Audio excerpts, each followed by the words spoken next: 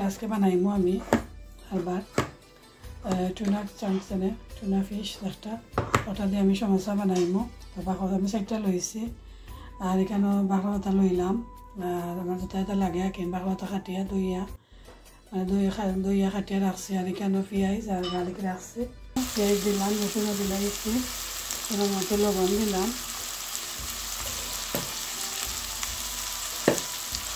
বানাইলা পেঁয়াজ রান করবো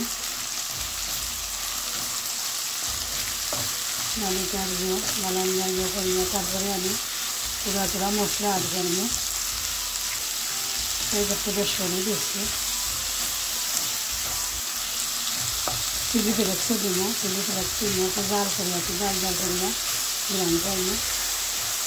চাইলে যে জাল খাই না চাল এবার করতে পারবা, জাল মানে ওরা যেগুলা খাই না ওরা দিতে পারবা। আমি একটু জাল দিব, একটা জাল দিয়া বানাই না। পেঁয়াজ আমার তৈরি হয়ে গেছে, ব্রাউন কালার হয়ে গেছে। তখন আমি দিলাইমো মশলা যেটা দিব, একটু হলুদ দেব,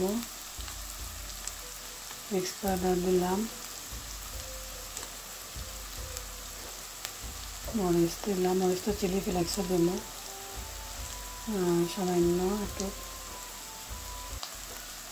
বাকর দেব, সামান্য একটু কারি পাউডার দেব দিয়ে আমি বানাইলাম মিক্স করে নেব। তো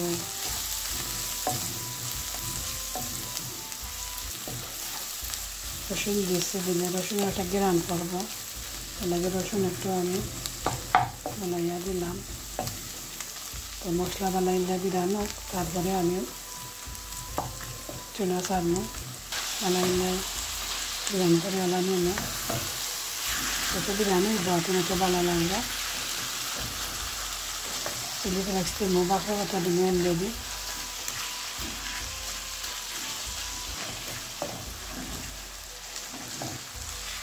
তো আমি বালাটিকে মিক্স করে নিচ্ছি গিয়ে তখন আমি তোরা চিলি ফ্লেক্স দিলাইমু।